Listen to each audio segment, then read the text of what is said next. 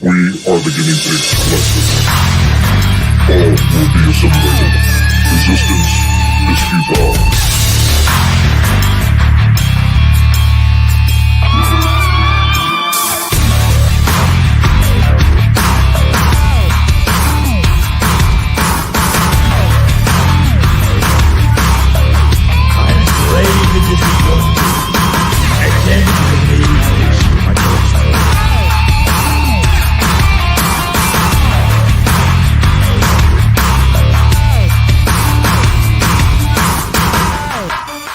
Cocaine's a hell of a drug.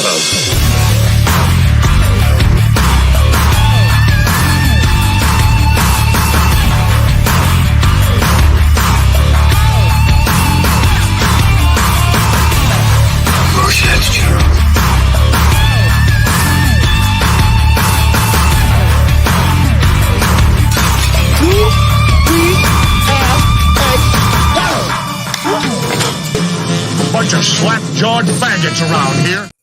Hey everybody, what's going on? And here we go. Guinea Pig Collective Nibbling Live with a brand new intro. Spent a lot of time on that one because I wanted something different. I wanted something that said, I don't give a shit what you think. I'm going to do what I want. What's going on, Lasso? That was a great intro. I really like it. You did a good job on that. Oh, thank you. I appreciate it. Rorschach gave me all the direction that I needed for that one, so. Good job, Rorschach. Rorschach's the best. I'm going to have to wind up getting the cameras out again and start doing the guinea pig live cam. But yeah, you should. Oh, definitely. I definitely want to start doing more stuff with the battle bots. I've been really busy with that stuff, trying to get new bots made. And eventually I will run a couple live streams with the battle bots. People seem to enjoy them. I actually was digging through some of the old stuff that I brought back from my father's house today. And out of lack of just, I don't know, lack of anything else to do at that moment, I found one of his old BB guns from like 1985. Nice. He still had it in the package. And I remember him firing him when I was a kid. Hey, what's going on, Papa? Good to see you, buddy. Be sure to share this one out. YouTube is hating on guinea pigs. And you know how it is, brother. But yeah, I pulled this thing out of the package and cranked it up. And I took a few shots with it, man. It worked just like on the day that he bought it. I was like shocked. That is awesome. It's so awesome that he saves so much of your stuff. Well, that one was actually his. All my BB guns, they went the way of the dinosaur. They either got stolen, broken, or actually most of them were just either stolen or broken. Matter of fact, my first wife stole the first one I had. I had one that looked like a 57 Magnum. Oh, cool. Yeah, she took that, and I was like, yeah, you see my BB gun? Nope, I didn't see it. And then later on heard, oh, yeah, Mom gave it to her first son. And I was like, oh, yeah, that's nice. She didn't see it, but yeah, somehow he has it. Nice. Really nice. Man. Well, that's cool that you get your dad's. That's really cool. Oh, he had so much really interesting shit in there, and I've really only just begun to start going back through all of it. I mean, the problem is I've got my whole garage lined up with all the shit that I brought back from his house, and I just don't have the time to go through all of it with everything else that I'm doing when I'm taking care of the pigs, going outside, taking care of the turtle, taking care of the other turtle in the house, now taking care of the dog, watching after my brother, and then doing like normal everyday stuff around the house on top of it. I don't have time to be digging through all those crates every day. Yeah. And then playing with the toys and the battle bots. That's it's an awful lot. Yeah, those battle bots keep you busy. Well, you know what though? They're fun though. I mean, that's the one thing I will say about them. Like people like, oh, why'd you start playing with them? Because things are freaking fun. I enjoy it. I want to do something I enjoy. I don't want to sit there and be irritated. Like if I want to be irritated, I can go on Netflix and watch some of the trash that they have on there for streaming, but I choose not to, and I find stuff that's actually fun to do instead. There you go. It's the way it should always be. I mean, too many people are wrapped up in the hate train with all this shit, and especially like watching Disney products just be agitated, and I have no time for it. I don't know how anybody has time for that crap. It's just amazing. But I know that you're going to be running like your first full live stream this Wednesday. You want to talk about that a little bit for the people that are going to be showing up? Yeah. Well, it's my first official live stream, and I'm excited about it. We're going to be reviewing Dead Heat, which is free to watch on Tubi if anyone wants to follow along, like in the chat, contribute to the conversation. I would love that. And yeah, it should be fun. We got a full panel lined up and really looking forward to it. It's going to be fun. And now when you start doing these movie talks, you're 100% going to keep them horror, just so everybody knows it's going to be stopping by. Yeah, I'm thinking that was my plan is just horror. Yeah. Okay. Hey, what's going on, Optic Racer? Good to see you. Good to see you. I hope that you were doing well. But you know what? A Slasher used to do the same thing, but what he did is he didn't just always talk about horror. He would just, his big thing for the longest time was talking about B-rated movies. Like finding sometimes some of the biggest bombs he could possibly find to talk about. Yeah, he was telling me about how he loves crappy B movies, and I totally love that too. So hey, maybe down the road that's I'll get into that too. And Slasher, he's got an open invite to my panel, so we can definitely, I would love to work together with him on that as well. So yeah, that I could see that happening. No, he's an awesome guy too. I've known him for quite some time, man. I couldn't recommend him enough for especially movie talks. Yeah, they got the 1984 Red Dawn. Netflix used to have it at one time too. I don't know if they still do. Oh yeah, I'm not sure if they still do right now, but I do remember seeing it on there before. Oh, we're going to be talking about Dead Heat. Joe Piscopo and Treat Williams. Treat Williams.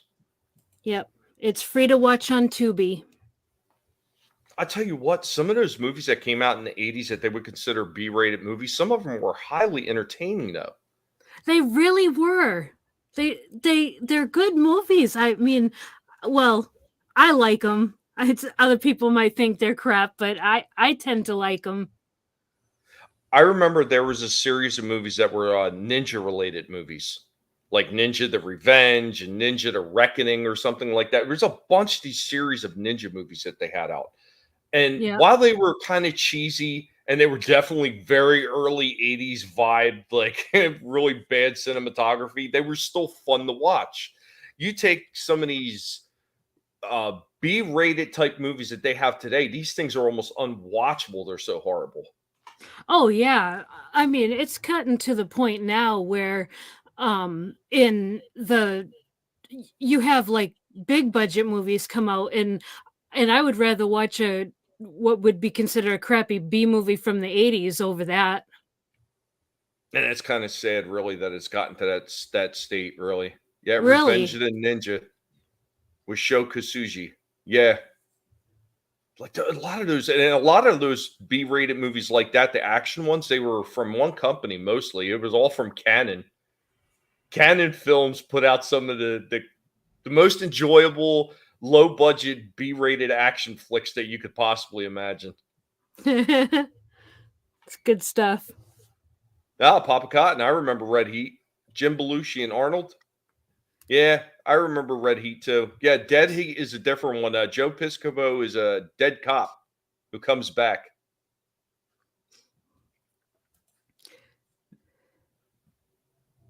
Ninja 3 to Domination. Yeah. Now, is Ninja 3 to Domination Optic? Is that the one where the chick was like a line worker and she got the spirit of the ninja? I always forget which one that one. That one always cracked me up because she was like a line worker for, say, like a phone company or something. And this ninja got killed. I don't remember if he got shot or how he died exactly, but he was dying. And he sent his spirit into this line worker. And so she's doing all the ninja shit from that point on throughout the rest of the movie. Yeah, that is the one. Okay, yeah. I love that one. That was so funny. Yeah, you know what? Dead Heat. I mean, yeah, Dead Heat. Dead Heat is a fun movie.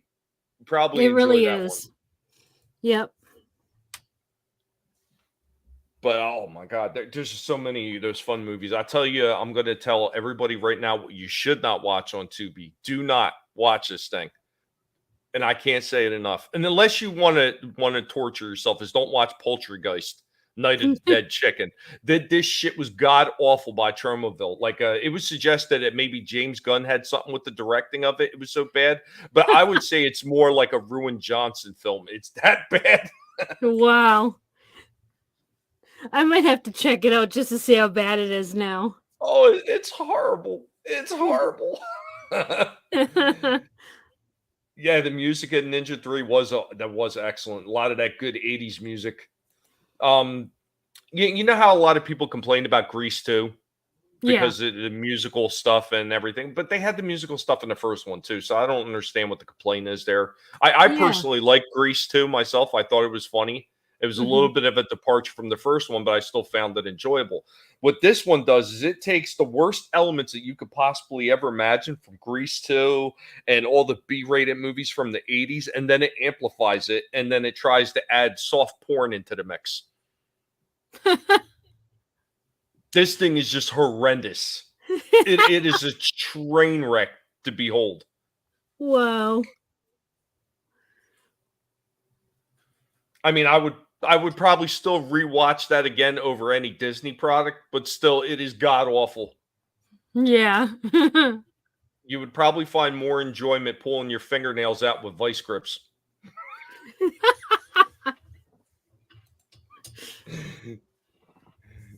Yeah, a lot of quicksand movies. Yeah, oh my god, they've got some freaking stinkers on Tubi. And you know what makes it worse is when you're sitting there watching on Tubi and you get hit with the 6 commercials waiting for this bad movie to begin again. Yeah, that's the thing with Tubi is the ads, but at least it's free. So what I don't like about it is the placement of the ads. It's like out of nowhere. Like you know how in how it used to be with ads. We remember them from before streaming services and all that. The ads would be carefully placed and like you'd expect, okay, an ad is going to be coming up. And with Tubi, it's like, whoa, where did this ad come from? Mm-hmm. Oh, you know, that drives me nuts, especially while I'm watching. Hey, what's going on, Moira Kitty? Meow. Good to see you. I hope you're doing well. Real quick, Optic Racer. Oh, Lasso Tommy. They have Desperately Seeking Susan. Write it down. Rosanna Arquette and Madonna. I remember watching that a long time ago. It wasn't my cup of tea. What's up, Bodega Outlaw? Good to see you. Dark Side is Comics is in the house as well. What's up, Marinus? I hope that you're doing well. Oh God, where was my thought going with that one? Oh, the commercials. So I was rewatching a couple of the older shows like Buck Rogers. I was watching the originals Battlestar Galactica. And you know when the commercials are coming up in the show because they have those little breaks in there. Yeah. Okay, this would be a good time for them to put a commercial placement. They don't do it. They wait until after it passes, and then you get into the meat of the next part of the story after the commercial, and then they hit you with the commercial. Yep. Like, it's not even maybe 10 or 12 seconds after where the original commercial should have been placed that they hit you with one out of the clear blue. Yeah, it's very weirdly placed. Hey, what's up, Glenzer? Xanadu and the Pirate movie were 80s musical cheese, but better than most movies today. Oh, God, I remember JJ used to always go on and on about Xanadu. What's up, Scrambles? I hope you're doing well. Driving to work. All right, man. Be safe. Yeah, they have Buck Rogers, man. Colonel Deering. They all have all that wonderful cheese on Tubi. It's great. They also have something that I've been still meaning to get to, and I haven't done it yet, is they have the Logan's Run TV series. Oh, nice. I never had a chance to watch it as a kid. Now, I watched the original Logan's Run. My dad actually had Logan's Run on a Super 8 reel-to-reel. So we would watch that quite frequently with the old Super 8 projector. But as far as watching the TV show, like I missed out on that one. I didn't even when I was a kid, I didn't even know it was on. So, but then again, that might have been kind of early for me anyway. So, Hmm. yeah, I might. It was probably something that I wouldn't have been able to watch. I might have been too young for it. I mean, I still would have been a kid at the time, but maybe too young for something like that.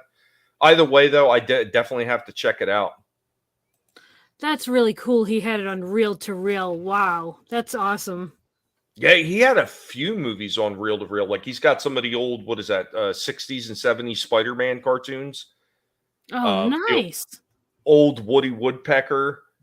God, what else? He has the last half of the original Star Wars movie. I don't know whatever happened to the first half. Like, I don't know if he never bought it or if he lost it. He also had. Do you remember that one scene in Gremlins where the old guy, Mr. Fetterman, was talking to Billy, talking about, "Oh, I love little Abner." Yeah. So my dad has it's a small Super 8 reel of little Abner on a cartoon thing. And I just Wow. started dying. I was like, really? That's amazing. Yeah, there's so many really cool things. For real, that moment in Xanadu where the muses come alive with that electric light orchestra. Jesus, just magic. See, I really don't remember Xanadu. I know I seen it. I just Yeah. can't recall it. Same here. There's so many of those old movies that are so worth a rewatch today, especially with all the trash that we are seeing being presented. Like, Yeah, absolutely. like, is there any of these movies that you're seeing right now that you're interested in? Because I know I'm looking at some of the shit that's upcoming, like Avatar and everything, and I am totally uninterested. I could care less. Yeah, I'm the same way. No, there's nothing new that I'm like, oh wow, that looks awesome. I haven't felt that way for a while. The only thing I was kind of looking forward to is they were talking about a new Godzilla Kong. Mm-hmm. Now I don't know exactly what they're going to do because there's a bunch of different stories. Some people think it's going to be titled Son of Kong. Some people think it's just going to be Godzilla versus Kong 2. Some people think it's going to be in Middle Earth. Some people think that maybe we're going to see a creature from another one of the creatures from outer space. Like maybe, who knows, Space Godzilla. Nobody is quite sure. There's a whole bunch of theories of what's going to happen. But after how that series of movies in the MonsterVerse have been picking up with each sequential one. God, words are difficult today. With each sequential movie they've been coming up with, they've been getting better and better, I thought, because you had the original Godzilla, was that like a 2016 or something? You had that one, which was okay. Then the second one, King of the Monsters, was a lot better than that. And then you had Kong versus Godzilla, which was leaps and bounds better than King of the Monsters, I thought. I'm just Yeah, really curious where they're going to wind up with the next one. yeah, I agree with you. Those movies were really good. Yeah, if a new one of those kaiju movies comes out, I'll definitely be there for that. Um, but yeah, like there's really nothing else that I'm like, oh man, I need to see this. I just can't think of anything. And that's sad because I remember when I was a kid, I mean, you would hear about these movies that were going to come out, or you knew a sequel was coming up, and everybody was excited to go selling tickets because you still used to have to go to the box office back then to get tickets. You couldn't. There was no online shit. People would be camping out for sometimes weeks before the movie released to be able to get to that first showing. Oh yeah, well you were in a city, you were in a major city, so I can see that happening. I don't think that stuff happened around me. Um no, maybe like near Boston or something, but not from where I was from.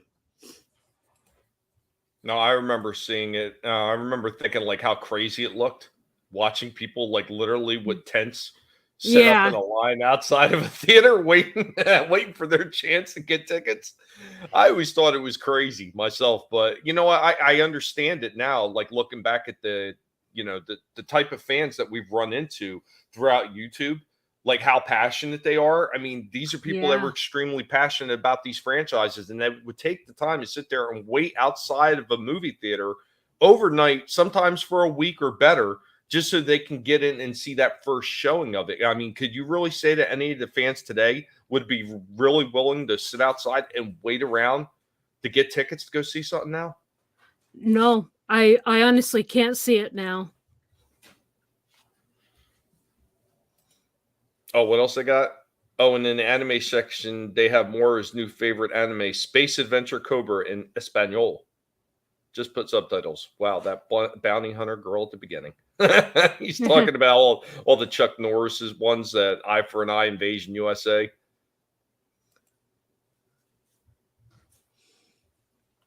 But oh, holy cow! One of the other things I wanted to talk about, since we went on the alien kick last night on Vinny's channel, I wanted to take it in a different direction. These just spooky campfire tales. Have you ever seen anything as far as extra phenomenal, like spirits? Have you ever experienced anything like that whatsoever? Oh yeah. Yep, I have. Just up until, oh man. So we were talking about how I've I'm very skeptical about stuff. And I would say up until about a year ago, I never believed in I'm sure you've heard of it, shadow people. Mm-hmm. I was like, no, that's just got to be, something going on with, you think you see something out of the corner of your eye. And I just was always like trying to rationalize it. But a year ago, we were up at my husband's parents' house, over, it was some holiday. I can't remember what it was. And, well, I'll give a little backstory. He said that growing up, he always used to see a shadow person in the house, and he's really open to that kind of stuff. He's the more open one, and I'm like, he's Scully, and I mean he's Mulder and I'm Scully basically. And so I was always like, I don't know, and I mean, I always believed that he did see something, but I just didn't, Uh-oh. like know what was going on. Well, about a year ago, it was nighttime, and it's always hard for me to fall asleep. That's been a long standing thing. And I'm laying there, and I was just looking at I think it was my laptop on my phone, and I see that, like, a shadow person at near the end of the bed. And at first I thought it was my father-in-law because it was kind of like the same height. And but I didn't hear anybody come up the stairs, or didn't hear anything out, any kind of sound whatsoever. It was dead silent throughout the house. I'm pretty sure I was the only one awake. So I'm seeing that, and I turn my head and I look, and yep, there's the shadow person just standing there. And I didn't get any bad feeling or anything. It just kind of like, it felt like it looked at me and then looked away, and then it kind of just like dissipated. And I was like, that really just happened. That was the shadow person that he had always talked about. And I was like, wow, I'm a believer now. So that was the biggest kind of paranormal thing that ever happened to me. I've actually had quite a few things happen, like really odd things. One of the first ones I remember is I was very young. I couldn't have been no more than maybe 6 or 7 tops. Mm-hmm. So this was probably about the 4th or 5th house that my parents had moved into, because my mother was never happy with any of the houses that they moved into until the last one. And I don't know why, sitting in Trenton, why she was happy with that god awful house, but she liked that house for whatever reason. But they always got this strange feeling like something was in the house.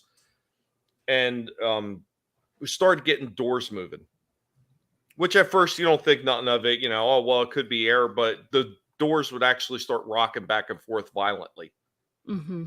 So I would call it Charlie, and I would say, Charlie, stop, and the door would literally just stop. Wow.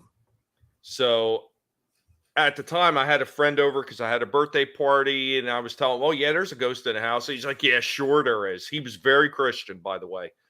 So I took him up to the right at the landing that goes up to the third floor, and I was like, "Watch this." I said, "Charlie, swing the door," and the door starts swinging, and his eyes get really wide. And I said, "All right, Charlie, enough." And the door stops. This kid ran out of the house and would never come back again. Wow. So did he turn into like a believer after that, or was he still like, no, I denying don't it? know. I don't know. He wouldn't talk to me anymore, so it could have been one of those things where he thought, like, oh, that's demons. Those are demons. Because some people that are Oh really yeah, religious automatically go that route. That is that's all true. demons. Yep, that is true. Now, real quick, optic racer shadow people. I'm not sure if that's ghosts too. There's a bit of a debate on whether they're ghosts or whether they're demons. So it's Yeah, I really don't know. Like I said, I didn't get any kind of bad feeling, and the way that my husband described it, like he all growing up and stuff, anytime that he saw it, he never felt anything bad from it either. So maybe some are bad and some aren't. I really don't know. I mean, that's the whole thing. It's phenomenal. We're not 100% sure what they are, but some of us, we do know that they exist because we've seen weird shit. Yeah. Scrambles, I heard that there will be a Japanese Godzilla film in 2023 and Godzilla vs. Kong 2024. I did hear something about another Japanese Toho version. So I don't know what they're going to do, but I am looking forward to the MonsterVerse Godzilla Kong. It sounds like it's going to be epic. How How would would you describe this entity? I think you um already got into that, didn't you? Kind of, or Yeah, like basically my father-in-law, he's about 6 feet tall. And he's not like very built, and he's just an average looking guy. Um, and because that's who I thought it was at like it was near the end of the bed, and I was like, what is my father-in-law doing up here? And but it definitely wasn't him. um that's all that's the only way I can describe it, is I thought it was my father-in-law, but it was just a shadow because it just dissipated. And like I said, I didn't get any bad vibes whatsoever. It just felt like something was like, oh hey, who's this person, and then just kind of walked on by. it's definitely some strange stuff. And, Yeah. and what's going on, Jens? Hey Jens. Yeah, Joey, that's all. So I'm a bit late and that. The weather it is all frosty and that inside, like real cold. I understand exactly what you're talking about, man. It got so chilly here this morning. I think it was it was like 60 or 61. It was terribly cold. Oh my Yeah, god. This is real world Florida province, lady. yeah. Well, we're -1 because there's a lot of frost everywhere, and a few icy puddles that are frozen. So you got to be careful. Yeah. All right, real quick, say hello to Soul Assassin. What's up, Soul Assassin? Only encounter I had was when a friend of mine had passed away, and all I sensed in the room was a cold, dreadful feeling. Had to get out of the room. Oh man. That's pretty creepy. The only other time I had a weird feeling, and this was what was my father's mother's house, or my grandfather. Notice I call him grandfather, and the other one's just my father's mother because I hated her. But when I had taken over that house for the rest of the family, since they couldn't do the upkeep of it, I went in there and I started fixing the place up. They fixed the roof, and just paid all the bills and took care of everything as to keep it going. I just had this weird feeling one night, and it just felt like somebody was like out in the hallway. So I walk out into the hallway outside the one bedroom, and I could smell like this old school lavender perfume. Like I could just smell it, just like out of nowhere. There was nothing in the house because we had already cleared everything out of all the closets and everything. So there was no perfume laying around in the house. But out of nowhere, this strong lavender perfume smell just started permeating the whole hallway. Mm-hmm. I've heard that's a thing. Smells like you'll get people will all of a sudden smell certain smells and stuff. Yeah, pipe tobacco or cigarette smell, or sometimes BO, depending on what sort of ghost thing it is. Yeah. But it's like the smell that they are like recognized for in their living life. Yeah, they carry it on into the afterworld. It's weird. I tell you, it's definitely weird. And what's going on to Tina? Tina is in the house. I hope that you were doing well, Tina. And Gap After Dark is in our house. What's up? Hey, Tommy Lasso of Truth and Yens. What's up? I hope that you're all doing well. What's up, everybody? Yeah. I tell you what is weird. Have you seen them Connect things on the Xbox where they register? They're just like a camera that you film you, and they register your body parts and that. They're built to recognize sort of limbs and that. Yeah. They're made to recognize movement to play with certain games and everything. Yeah. Well, there's a bit on it where you can look at like your sort of electrical body sort of skeleton, sort of like you know, computerized skeleton. That, well, there's people that have seen like their skeleton, obviously, where it's mapping them, but it's also mapping someone that's not even there. And sometimes it is sort of like weird, sort of like look like it's got 3 legs and 1 arm, sort of thing. I've seen pictures of what you're talking about. Yeah. Well, there's like footage where this dude, he had his like Xbox or whatever, and he's sat there, and there's like 2 or 3. Well, yeah, there's sort of like one sort of like quite big sort of like skeleton sort of like mapping sort of thing, and then there's like 2 other little skeleton mapping things that are like floating around, and there's no one in the room because he's just sat there, and he filmed it because it's like, yeah, like what is this sort of thing? Yep. I know what you're talking about. I've either seen the videos or seen pictures, either one. But yeah, I know what you're talking about. Well, I forget what kind of lighting do they use for that camera on there? Did they use like infrared and stuff like that too? It's somewhat like I think it's more. I'm not exactly sure, but I think it's something to do with the program and all. Like it just recognizes, you know, like face mapping recognition, where it, like on cameras, where it can pick out people's faces.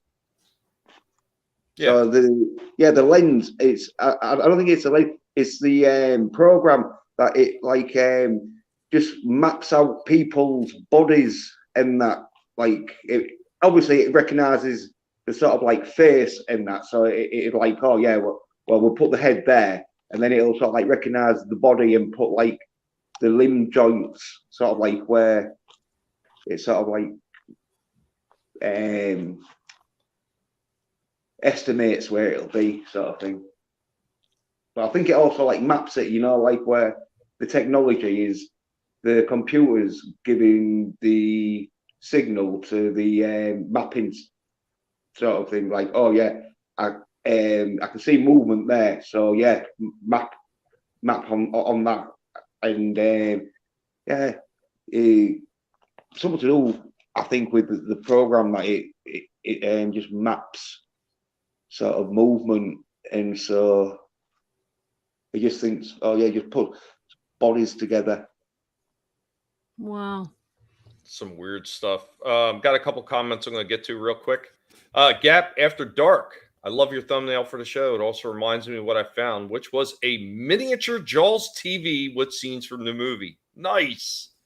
I remember some of those little TVs. I got one of them sitting in the back. I believe it was The Simpsons.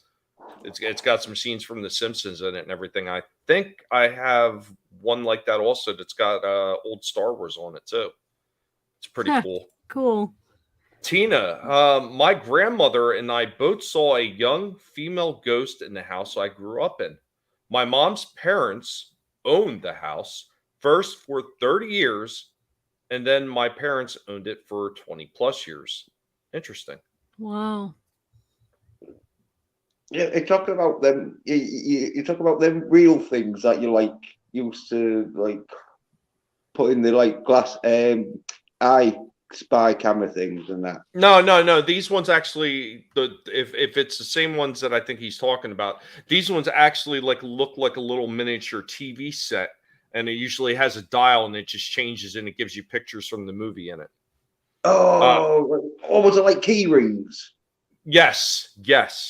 Right. I know what you're talking. You're talking about the ViewMaster ones, and I do have ViewMaster ones as well. Yeah.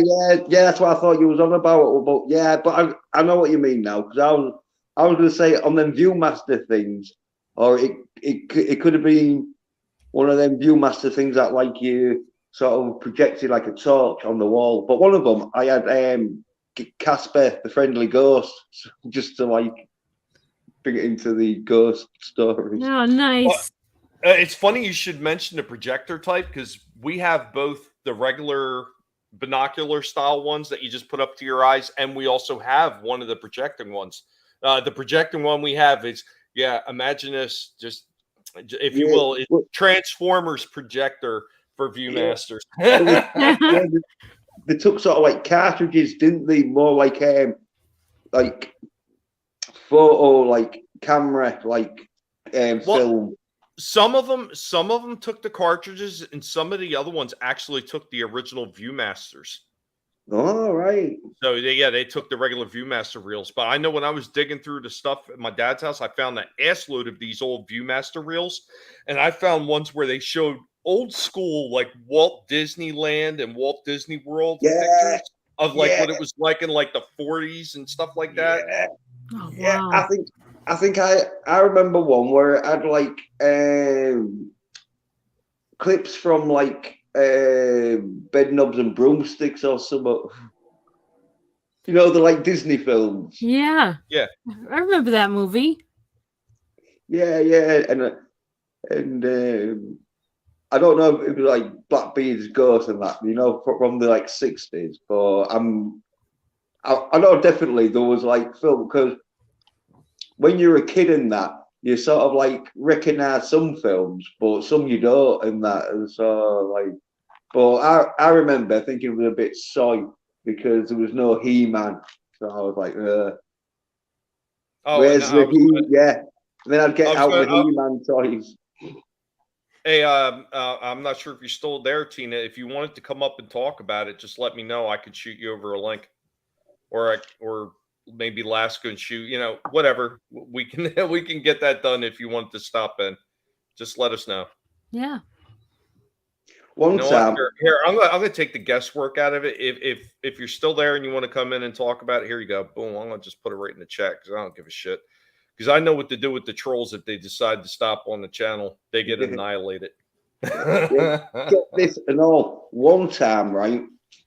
Like, because them view riders, there was like quite hard to get, because there was like gold dust in the day, you know, like there was like not, you didn't throw them around much.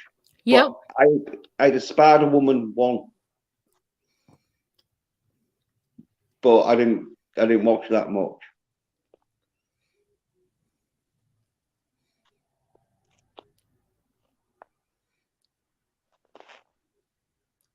Tommy, doing all right? might be like putting the link out. But yeah, I had a thingy though, a rescue, or the rescuers. You know where it was the scene where the like seagull is like their sort of passenger plane, and like he's taking off like the top of a building. Well, that's cool. Well, it looks like we lost Tommy. Yeah, I think it was the link. Maybe he's like Either that or maybe his camera or just his internet in general. yeah, or else maybe he's been ghosted. Maybe he's just upset some phenomenon that's just messed up his internet. So yeah, so have you ever seen any ghosts then, Lasso?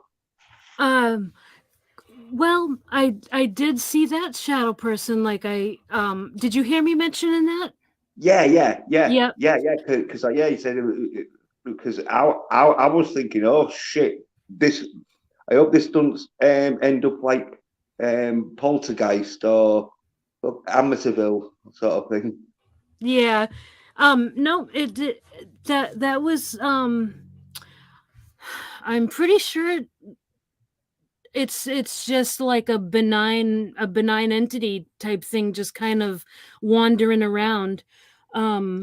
Because nobody in the house has ever had any kind of issues like with things moving around or felt anything bad or anything like that.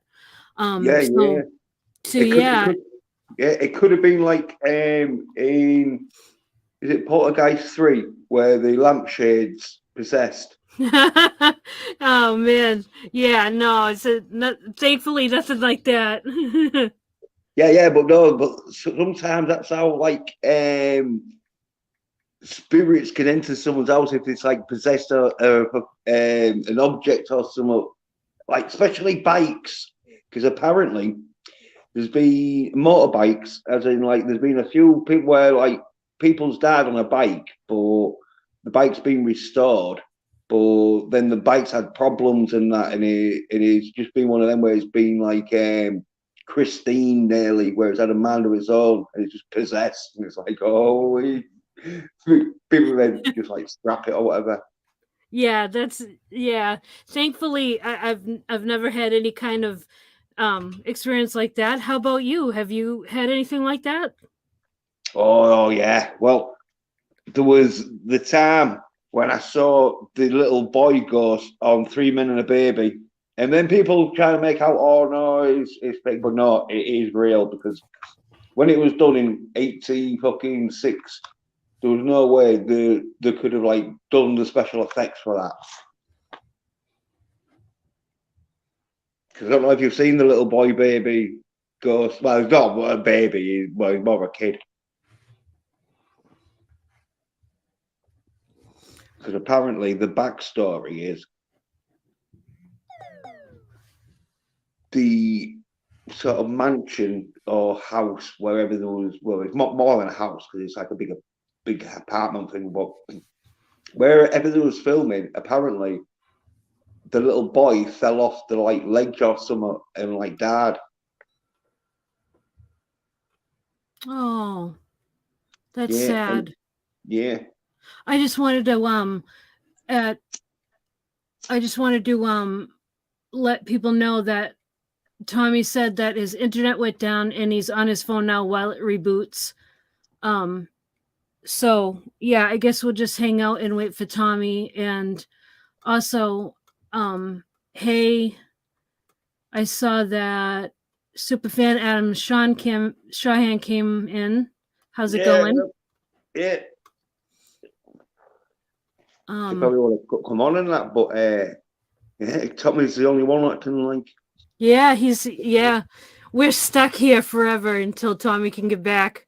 Oh, hey Tina. Oh, there's Tommy. Yeah, I'm gonna say how did she pop on without Tommy? I ghosted her on. You know what, CenturyLink, just to get one more nibble on you, you son of a bitches. You can go fuck yourself sideways, you goddamn rotten cocksucking son of a bitches. God, I hate CenturyLink. I don't understand why they can't get their shit fixed. They drive me absolutely fucking bonkers. But I think what's going I on, think Tina? I think every internet provider sucks. I know, right? Oh, just crazy, just crazy. We've had a problem with Comcast for years now, and we have like the most expensive internet service we can get from them by not being a business, and it still, is spotty and ridiculous. It's absolutely trash. So, did you want to talk about that experience at all, Tina? Oh, sure, sure. I mean, I saw her multiple times while I was growing up, and it was kind of funny. I think I was maybe about 8 or 10 before I told my grandmother about it, because my grandmother had always told stories about the multiple ghosts she had seen in the house she grew up in, further in the city of Chicago, where we were in the Chicago proper, but only like 5 or 6 blocks, away from the border, where she was closer into the older neighborhood with the older houses. And I used to see her like in the hallway. We lived in a traditional Chicago bungalow, so you'd see her in the hallways, kind of hanging out by the bedrooms.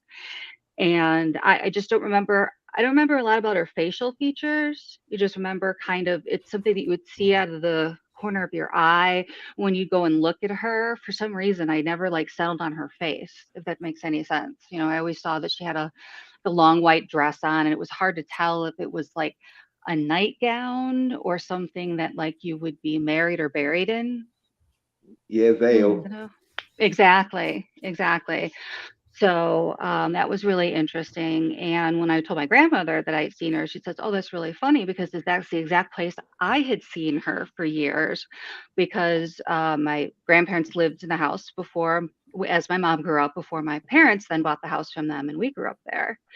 And she would see him a lot of times whenever my grandfather was sick, because they slept in separate bedrooms. He was a rather large guy and snored a lot. So, and whenever she was sick, she would always see her, or whenever he was sick, she would always see her standing outside of his bedroom, like keeping an eye on him, which Like was a really guardian interesting. angel thing.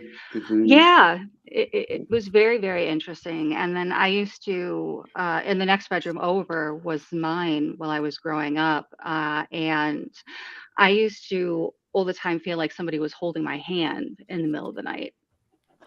Wow.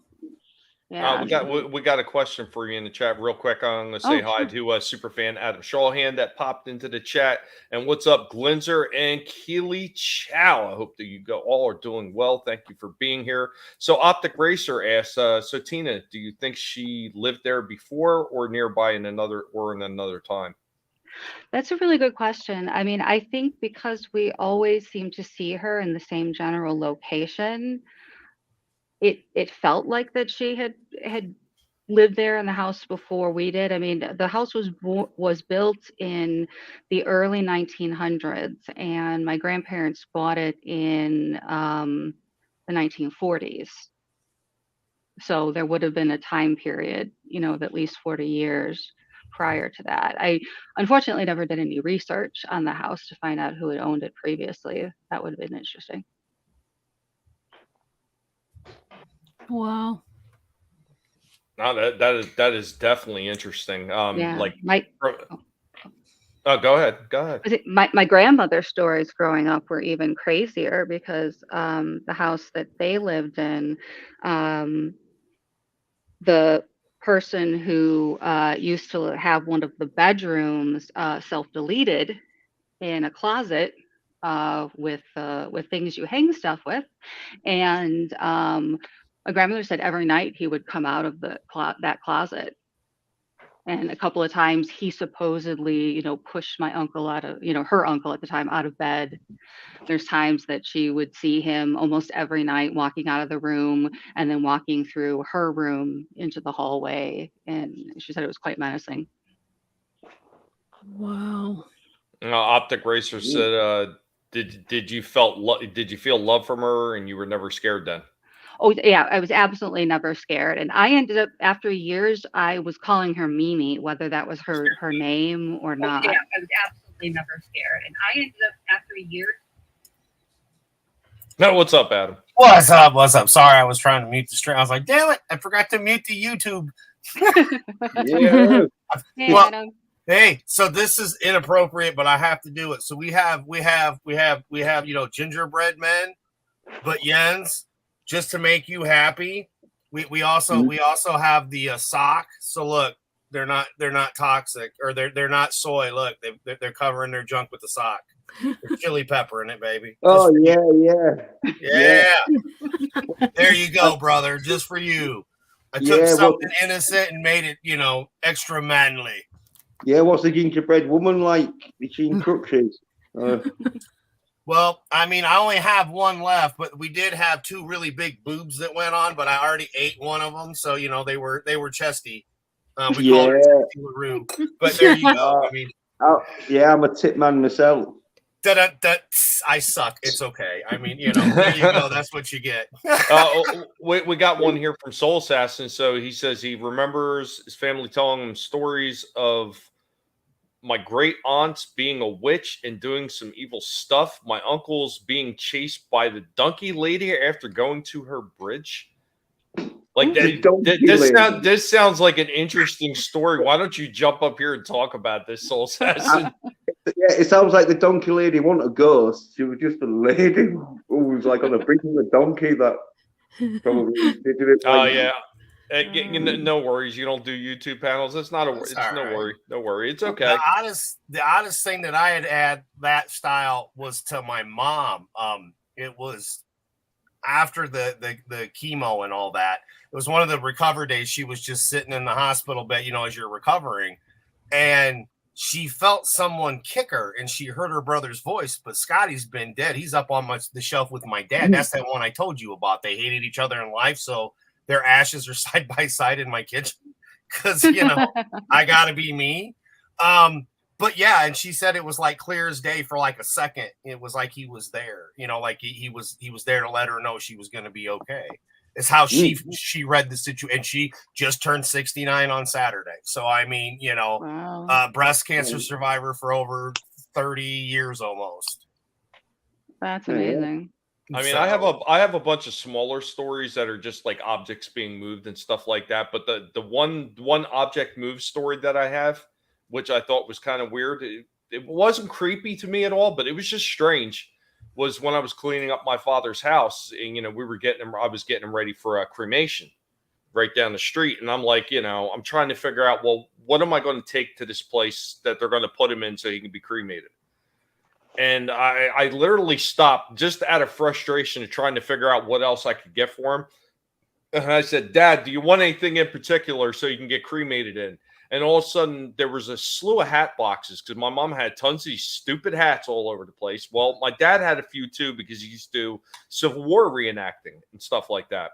Plus, he had a few hats from when he went to Mexico when he was younger. But that's, So one of the hat boxes falls down off the stack. No reason, just falls down, lands right in front of me. I open it up. It's a Civil War reenacting hat.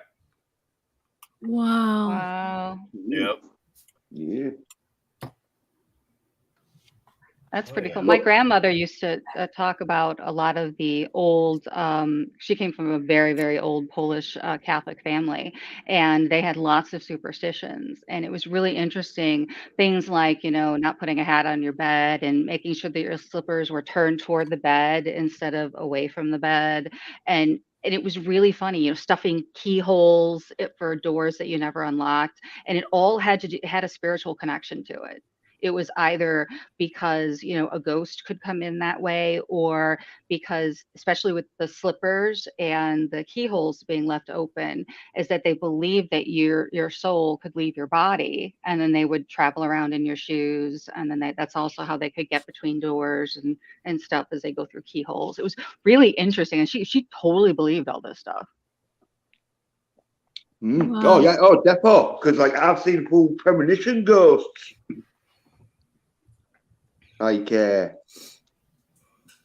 was me Alsatian dog that had died, and it was one where I was just walking back to me nana's house that I was living at.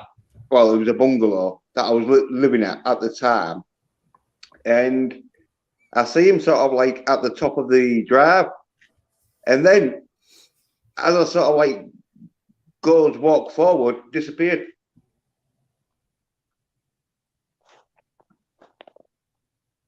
And like, yeah, some people might think I'd been like taking a few illegal substances, but yeah, it wasn't enough to like do full is it premonitions or whatever they call when they appear. I mean, you know, I've seen a few odd things like that. My parents used to love to go out to the Gettysburg National Park. Obviously, my dad being reenactor, that's one of the places he used to go to do reenacting. I remember one time we're driving out of town because all the hotels in Gettysburg were filled. So we actually had to cross over the border because Gettysburg is right near the border with Maryland. It's not that far away. So we cross over the border to go into Maryland to hit a hotel. And on the way there was a fog out of nowhere. And I can't be certain, but I swear it almost looked like the outline of a soldier standing right over this bridge where all the fog was. And the minute we got up to it, it dispersed and it just disappeared. Wow. Yeah. Well, one time I was like doing some like tidying up in the kitchen, and I had like a table with like chairs, and I turned round like to just clean a bit of the like top, and then when I turned round again, the chairs had been stacked up like a pyramid on top of the table. Nah, that's bullshit. That was just me doing the poltergeist fucking. I was gonna say that sounds like poltergeist. Yeah. Yeah, but that is one of them scenes where you're like, "Fuck, I'm out of here." That's what I'll be. Yeah, like, man. I'm hauling ass, man. If you're seeing nothing but elbows and asshole, that's it. Yeah, it's like It's no. just, you know, dude. Yeah, it's like I'm gonna turn into the Flash. Yeah, Go on, I've seen. Yeah, I've seen your table stacking trick. I don't want to see any more. I'm out of here. The same house I was talking about earlier with the lavender smell. Now, I didn't see this because I wasn't home at the time, but the one of the guys that I had staying there, he was renting a room for me that I knew from when I was a kid. He had a couple friends over, and they all like just tossed off their shoes apparently, and they were watching TV in the big living room. So they heard a noise. All the shoes came together and the laces went inside. Now, I wasn't there for that one. This was hearing it secondhand, but that was pretty odd. And considering that I had caught the lavender smell earlier, I could definitely see that being a woman like tidying up. Wow. Yeah, you sexist bastard. Well, you know what? If that was a guy wearing lavender perfume back there, Hey, what you trying to say? You don't get soy guys who like to tidy up shoes? You sexist bastard. Chances are that was actually lavender water instead of lavender perfume, because that was used before perfumes. Because there was no alcohol in it. It was definitely very strong smelling, though. Yeah. A guinea pig would know. Yeah, we do have very good senses of smell. Optic Racer, yeah, the Gettysburg can get spooky. I've seen like the occasional fog thing when I've been at Gettysburg. I've never heard anything really crazy other than that, you know, what looked like a figure in the fog going over the bridge, going into Maryland. That was the only thing I had ever seen. I've heard other people said that they seen stuff, but that was the only thing I ever seen. And what's going on in the Pacific 414? I hope that you're doing well. Soul Assassin also adds, Gettysburg has a lot of ghosts. I heard you can't stand in certain places if you're dressed in a Union or Confederate attire. I've heard those stories too. As a matter of fact, that, you know, they do like the spooky walks. So after my mom and dad died, one of the things I did is I took some of their ashes up to Gettysburg because that was their favorite place to go. So my daughter and I just wound up taking one of those spooky walk tours, and they were talking about a lot of that same stuff about some of these people were talking about, you know, they were wearing a Confederate uniform and they were in a certain point and they were getting pinched and they were getting tugged on. And same thing with somebody in the Union a union officer's uniform or just a regular union soldier's uniform. They talked about all that weird stuff because we went on a couple of those different walks. A lot of interesting stories that those people tell. Yeah, Optic Racer has a question for everybody here. That's you too, Jens. A question for the panel: have you ever entered a place in the U.S. or Europe where you felt an evil presence? I don't think I felt an evil presence. I felt a very angered and sorrowful presence when I visited the witches graveyard in Salem. It was definitely you felt like just anger. So it wasn't more that it was evil, but just that you know that people were wronged is what it felt like to me. Grief, if that makes any sense. Yeah, grief and anguish sort of feeling. Yes. Yeah. Anybody else? Well, I'm living all right, and during World War II, Hull got like quite badly bombed because it's sort of like East Coast, and so it's sort of like the first sort of like sort of city you come to when you're coming from Europe. So anyway, it got bombed pretty bad, and so like there is places in Hull where, yeah, it does seem a bit weird and that, like I can't say I've ever been somewhere where I felt really sort of like bad vibes, but I felt a few vibes where it's like, yeah, well, I don't want to stay around here in case, you know, like some crazy sort of like what they're called, but the like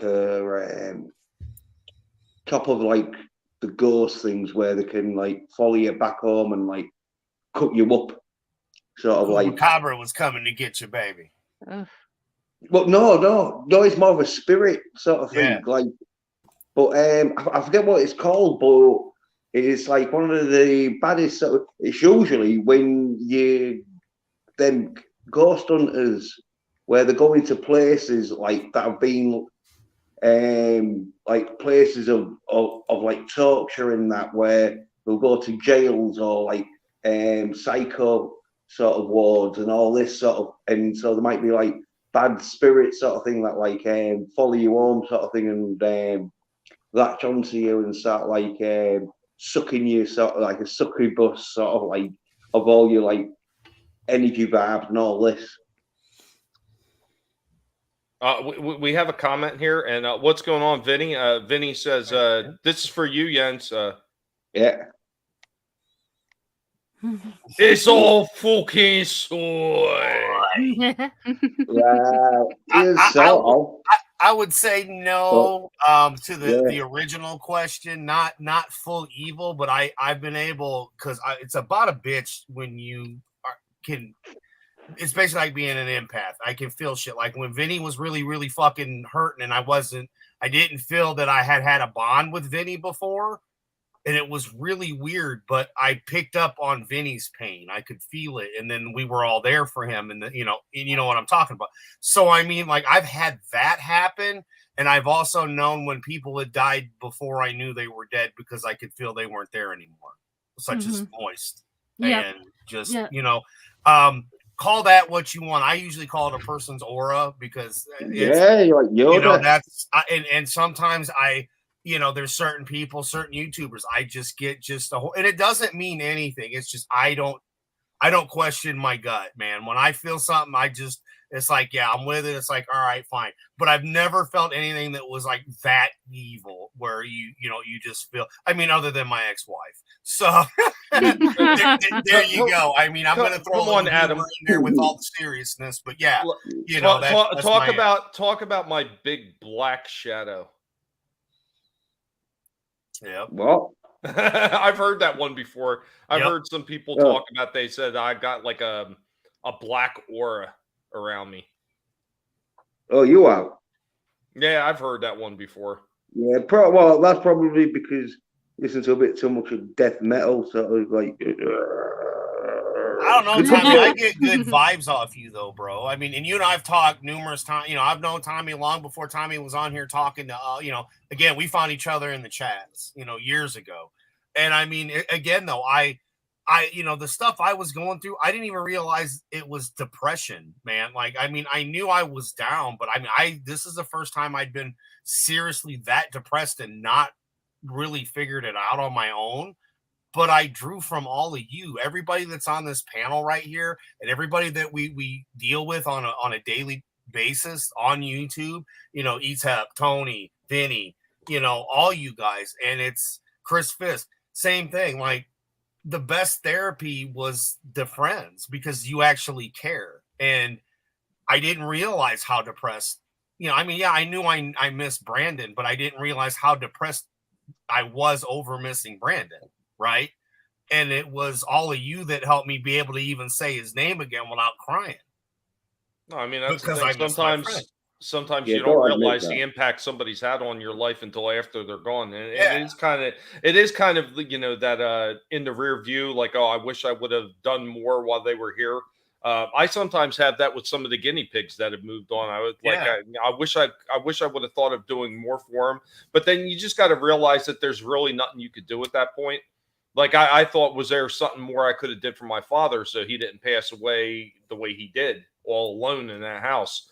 And you know, I came to the realization really quick that there was nothing else I could have did. I did everything that I possibly could do for him. And then even after he died, I did as much as I possibly could for him by, you know, apparently making sure he got his favorite hat on him before cremation, taking his ashes to Gettysburg, and something else he told me when I was much younger, which my brother didn't seem to remember, and my mother barely remembered. But when I talked to my father way before he had passed, I said, "You remember telling me?" He's like, "Yeah, I remember telling you," because he told me when I was much younger that he wanted some of his ashes. He didn't say all of them, but he didn't not say all of them. But he said he wants some of them thrown off the Brooklyn Bridge. The Brooklyn Bridge, because he was actually born in the Bronx in New York. So he wanted them thrown off the Brooklyn Bridge for some reason, which was kind of odd because the Brooklyn Bridge is nowhere near the Bronx. But I wasn't going to argue it. I was like, okay, whatever. And so, yeah, some of his ashes went off the Brooklyn Bridge, too. Yeah. What did I tell you? Slasher was there to help me out with that one. Nice. Hell yeah. But real quick, we got something in here for you, Adam.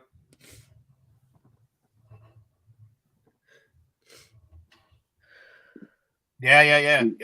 It was almost it was just one of those, something was off. Yeah, I didn't know what it was. I didn't know where it was, but it was something that was going to impact. And then, yeah, as soon as I found out and figured out what it was, I don't think I moved for almost 2 years, to be honest with you. I mean, y'all, I've been here and there and everything, but I've just not been okay. I'm fine now that it took 2 years to get through it. Or I should say, to the point where I know what it was and why I was the way I was, you know, kind of a thing.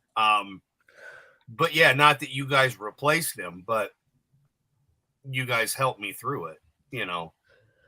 So again, thank you, Tommy and Lasso and Jens and even you, Tina. I mean, because it was all of you, all of us coming together and doing what we do. Like I said, when I carried on Friday Fun with Friends, that was what I did with Brandon, and it was a way to kind of honor him, you know, because I do miss my friend. But it was more than that. And again, it was to help me get through the depression that I was having, even though at the time, subconsciously, I didn't realize that's what I was doing. If that makes sense. No, it makes perfect sense. And there's no need to thank, well, at least not me. You don't need to thank me for that. I mean, I know if you're a friend, I think the guinea pigs that I'm completely allergic and deathly allergic to that controlled you to make you. Yes, I get it. Like the wiener dogs do to me. I got you. But no, Tommy, you were a big part of it too, brother. Whether you want to admit it or not, you were. So just being yourself. That's all I need, man. What have I always told you? I don't deal with stupid unless I'm fucking it, and I don't do that anymore. I'm married. So yeah, you know, back in the day it was a different story. Well, that's not remember what you told me. I remember you telling me this. He says that he's an a-hole, but he's not, and I'm quoting him here, 100% a dick. Yeah. Because the guinea pigs that got me held hostage, and I have to be nice. No. Toes to toes. Watch out. They want a toe sandwich, baby. Oh, man, it's beautiful. They've heard of finger sandwiches, so like, well, why not a toe? Pigs are kind of passed out right now. Rorschach's sideways on his belly.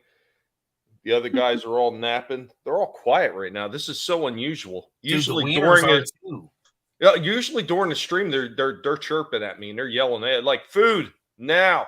Right now, nope. They're all nice and quiet. I did overfeed them earlier. I threw like about 3 or 4 carrots per pig in there. So they're in a food coma then. Nice. I sure hope so. he just left out that he may or may not have dipped them in Benadryl, you know. Oh my gosh, if you want to see something in terms of animal and drugs, and this was prescribed by a vet, so totally was not cruel intentionally, but I have a cockatoo that he spent years and years and years plucking his feathers incessantly, so to the point that he was almost bald. When we've had him for at least 15 years now. And when we first got him, the vet was like, oh, here, you need something to help him calm down besides a nice family atmosphere and a lot of interaction. So she prescribed Halidol or haloperidol to the bird, and my husband wasn't paying attention, and instead of giving 0.01 milliliters to the bird on a cracker, he put 0.1 milliliters, so obviously that's a lot larger dose. So when I came home, this bird like was laying like on its side at the bottom of the cage, just like playing with a piece of string, stoned out of its mind. So I picked him up, trying to give him water, give him some egg yolk to kind of, counteract all the medication. It was just the strangest thing in the world. So this, you see this like wild bird that are basically just ancient dinosaurs, stoned out of their mind. It was very funny. When he was looking at you, was he singing, I can see clearly now, my brain is gone? That bird was looking around saying, I love you. He was very, very, very much loving at that point, but he didn't sing too much because his tongue was kind of hanging out of his beak. So he was quite awesome. We did wind up getting a drive-by comment tonight, which is amazing. I didn't think we'd get one with like ghost stories going on, but yeah. What car is that coming up? Creepy. Drive-by! So we got from Soul Assassin, Benadryl. You mean Grandma's happy napping drink?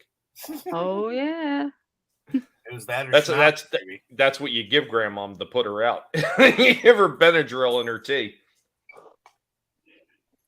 And what is with that? I mean, other than Brits, why do old people drink so much damn hot tea? I'm assuming it has something to do with digestion, and that's where I'm gonna leave it. I drink a lot of herbal teas. Yeah, well, being a Brit, we know how to make tea, and so it tastes better than coffee. I'll give you that. I like tea way more than coffee. So do you have hot tea all the time, or do you have like chilled tea? Jens? No, I don't drink much tea nowadays, but Brit, it's Guinness, hot right? Yeah. Milkshakes. I've been drinking a lot of strawberry milkshakes. I've been drinking really. That's why the redheads keep missing.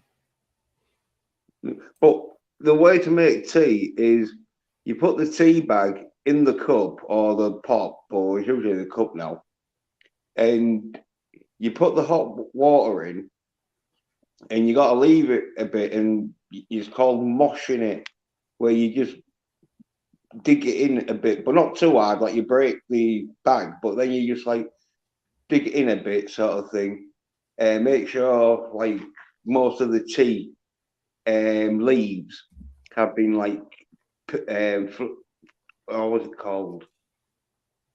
Not perforated, but it's somewhat like that. The tea leaves get sort of like all its sort of leaves out and that, all the juices from the leaves and that, And Well, so, one of the ways I remember them doing is, yeah, they would put the put the tea bag in, obviously throw the water in, but they would actually do what was called steeping. yeah, So but they would leave it sit there and soak, so the leaves got all completely engorged with water. So It's saturated in the water. And this you way can- everything would come out the minute you squeezed it in there. yeah, well, you do sort of like that, but you only do it for about 30 seconds because obviously you got to put the milk in because the milk is usually cold, even though you can put hot milk in, but usually you put cold milk in and then you stir it. And I usually have about 4 sugars in. Now, see, I don't have any sugar at all. I don't put any milk in mine. If I do have tea, I just have it plain, just as is, because I want to taste the That tea. is disgusting. I can't drink it. I once tried it like with sugar. Well, I've tried it a few times with sugar, but I get halfway through and then I'm like nearly puking. Right. Especially if it depends. Like some tea, like your fruit teas and that, and mint teas and honey teas or whatever. That is like you can drink them without milk, but you sort of like tea leaf tea bag, which British tea drinkers usually drink. Proper Earl Grey, if you will. No, because Earl Grey is I think like a herbal tea. Earl Grey. Okay. Hey, what's going on, Bone? Good to see you. And real quick, we've got our second drive-by comment of the night. What car is that coming up? Creep. Drive-by! So we're gonna have to do this one properly. Masculine teabagging like in Halo. You soy nerd. Yeah.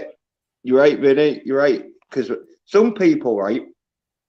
This is right. One of my mates, he was complaining that the tea bag was crap, and he'd buy real expensive tea bags.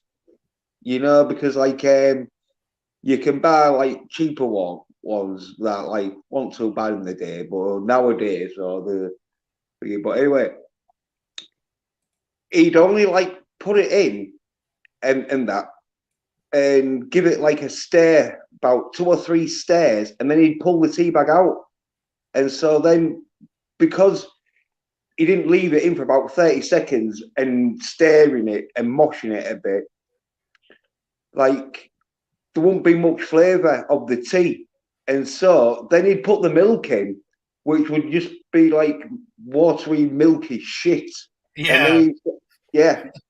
And then he sort of like fucking realised when I told him, I said, "Oh, you need to like give it about 30, leave it in for at least 30 seconds to a minute, depending on like how strong you like it. And like give it a few sort of digs, but obviously you can't dig it too hard that you break the tea bag. But usually it was made in a pot, like a teapot, where you just put the tea bags in, pour it, and then you give it a stir. You stir the like teapot a bit, and then like you'd leave the tea bags in the teapot, because the teapot would have a sort of like little filter system where it was just a few holes, but the holes were like small enough that the tea bag couldn't go through it, and so it was like that. But people don't make it in a teapot tea now. It's easier just to do these 1 cup, where if you do them right, like it just tastes the same. Because the 1 cup of coffee, you do 1 scoop of coffee, you go that route. With this, you just put your tea bag in after you do the water, because the water's already boiling ass hot. Well, don't they have like those pod things for the tea now too? Just yeah, like they got those coffee too, but I don't call that proper tea. That's not proper tea. Yeah. Well, like Americans, I think, the because they've got your iced tea, which is sort of like tea what we sort of drink, but we don't do it cold and put fruit in and loads of sugar, even though we do put loads of sugar in, but we have it hot with milk and sugar in. Well, see, now, see, that's where not everybody does it the same. See, when I go and I get the cold teas I get are absolutely no sugar, no milk, nothing. They're just plain tea. They're cold tea. That's it. Well, it tastes like shit, but people buying it. I like it like that. I like it like that myself. And what's going on, Frankie Nose? Good to see you. Honk, honk. Honk, honk. You get to taste the tea itself without the sweetener. Like I've had the we've done the old school where you'd have the Lipton tea bags, you put it in the gallon container and you'd make sun tea. And then you'd pour it over ice. But I never added sugar or anything. I mean, if anything, maybe do like an Arnold Palmer splash of lemonade, but normally, I was just ice, man. I liked it over ice. Hey, what's up, King of the Squibs? Good to see you, man. I hope that you were doing well. Optic Racer wants to know, Jens, do you also eat cookies or something else with the tea? We have biscuits, don't we? Because even though you can have cookies, because I've done it, but it's usually biscuits, like bear bonds, like one of my favorites. And those things are more like they're more like a pastry than anything else, right? Yeah. Or is that the crumpets that I'm thinking of? No. Well, biscuits are just like cookies, but harder. They're like more, so I say, more sort of pastry, sort of soft pastry, sort of. But obviously they're hard, but they do go soft if you leave them for a bit. That's how you know the difference between a biscuit and a cake. Biscuits go soft when they're left, and cakes go hard when they're left. And that's how Jaffa cakes got round the tax law on the biscuits, because they class them as a cake because the sponge that they're made with goes like hard when they're left.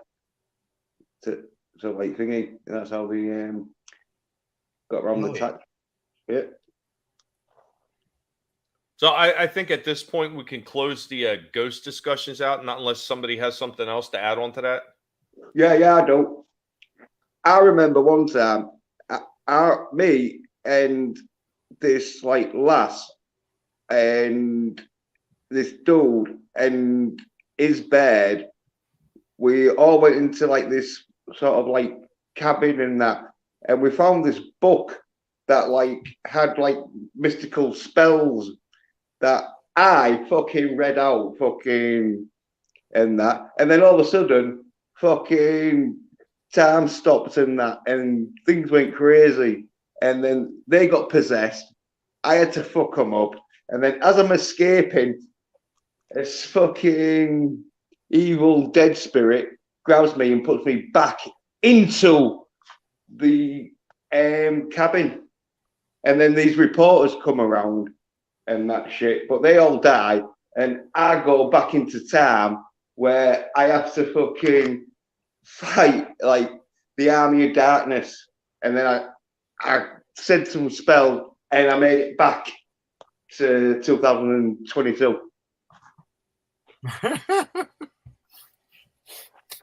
Where's that? Some people don't, but some people I think I'm joking when I say that, but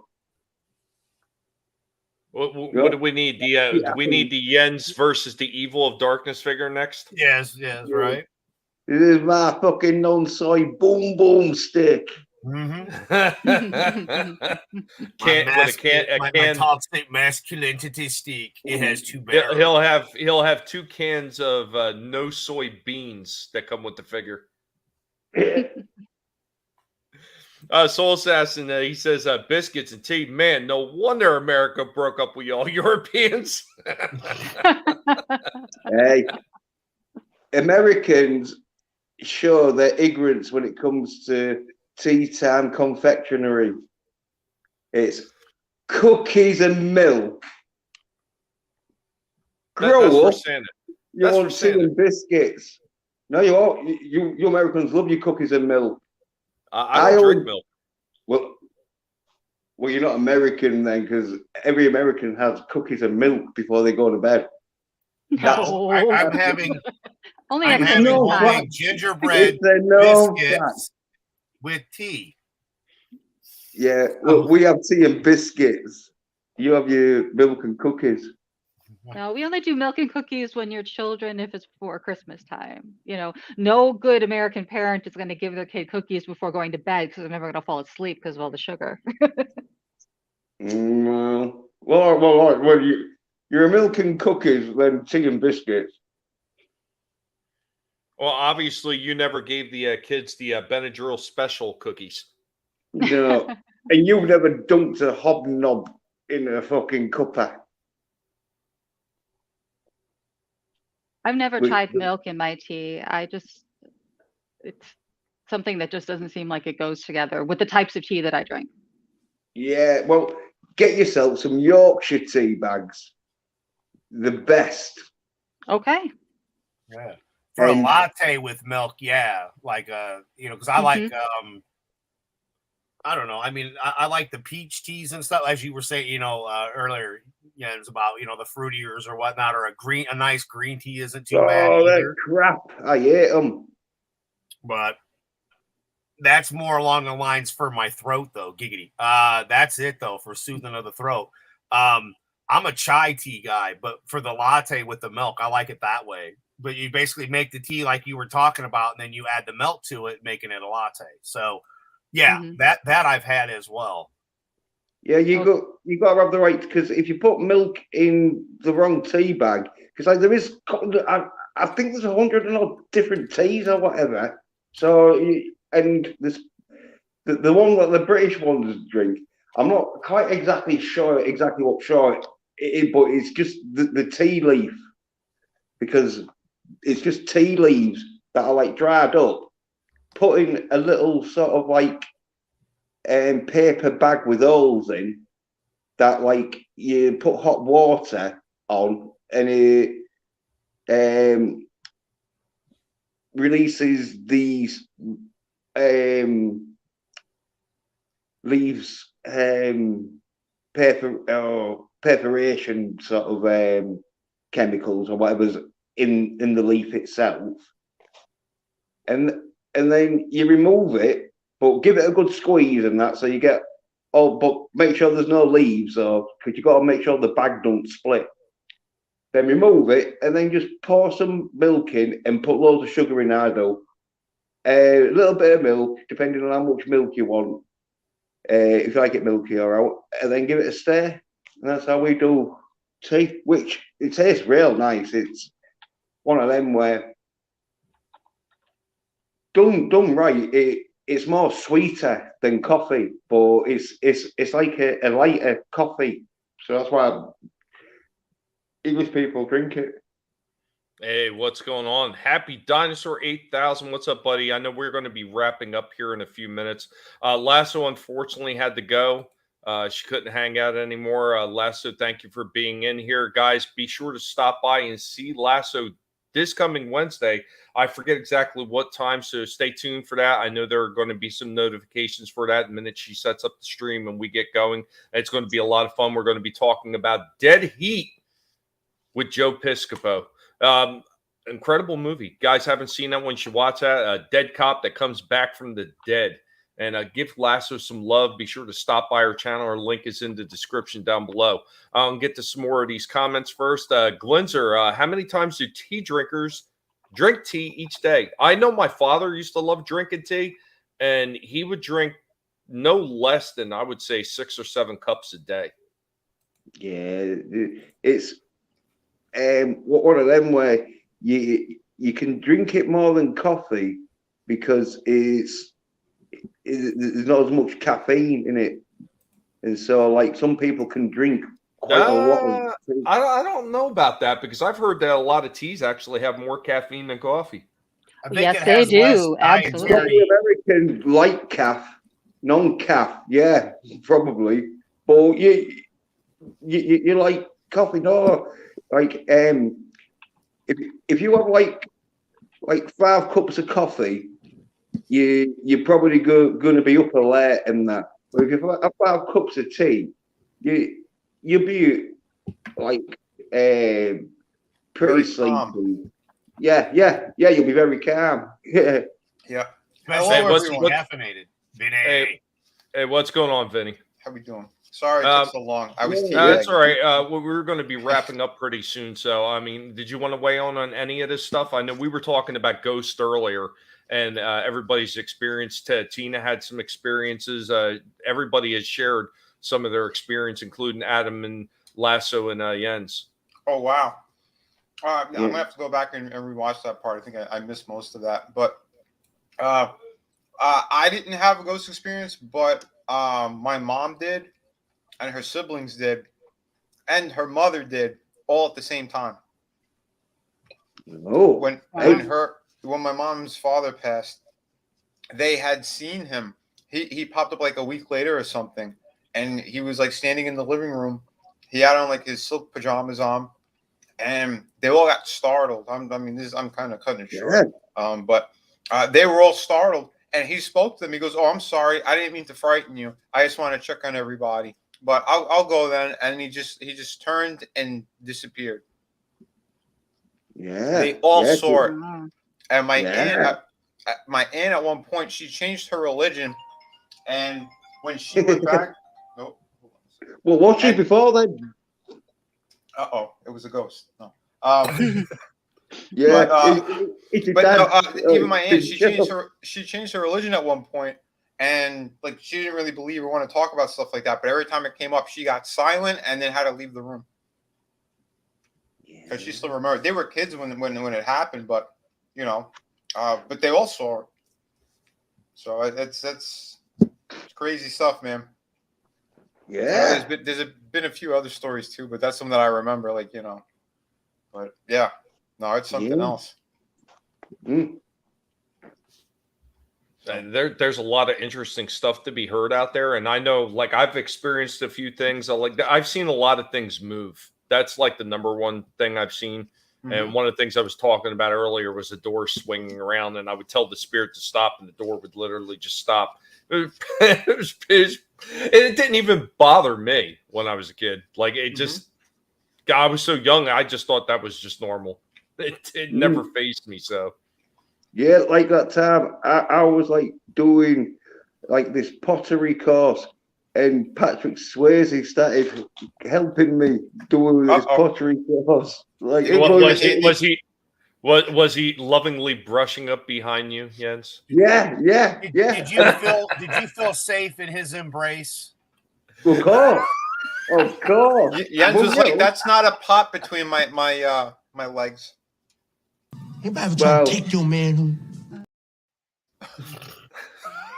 I was just too overwhelmed with Patrick paying me attention and that after his afterlife. So you didn't stop him because you're like, "Oh, it's Patrick Swayze."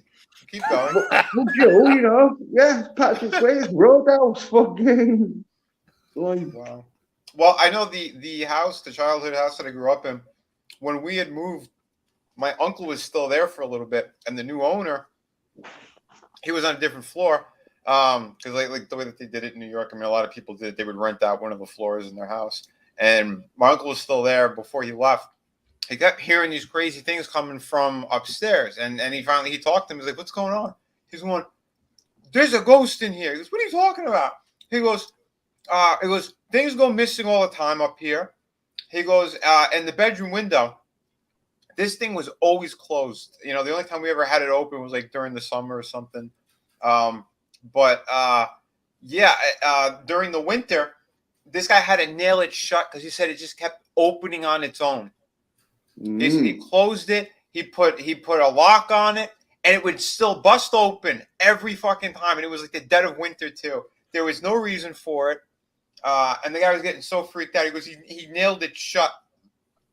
So he goes, "I don't know what's going on." And then they said that the woman who actually had that house before all of us, they said she died in a fire inside that house. But we never had any weird encounters. So either she liked us or she really hated the guy who ended up taking over. Right? She liked you guys. You were peaceful. Then that guy came in and pissed her off. I think so. The guy was kind of a dick. Frankie adds in, you forgot one thing. Grandma packed all of Grandpa's clothes away in storage. Next morning, those pajamas were folded on top of the drawers. Yeah, that's right. I'm sorry, I did the Cliff Notes version, but yeah. It's something else, man. It just you know what, it is one of those things that every once in a while we talk about this kind of stuff and we get it out there. And some of the stories are always really interesting to hear about how other people's experiences are maybe similar to yours or maybe just so much different, but they're all in that same vein of something that's supernatural. And I always find it hilarious that there's always some people that say, you know, that stuff doesn't happen at all. And then they try to convince you that your experience didn't happen. Oh, yeah, you can't do that. You can't go trying to discredit someone else's experiences. Those are douchebags. Well, because logically, it could have just been a bad window strap that just kept going up, and that guy could have just been a crackhead or a toxic masculinity man, non-soy bitch. I mean, exactly, though. I mean, you can do whatever you want. Oh, but there was a series of things that happened. Right. So. But for me to question you on it, you know what I mean? That's just a bitch move. It's like, man, to me, it's awesome to be able to hear the different stories and the things that have happened to other people, especially when you yourself have had weird shit happen.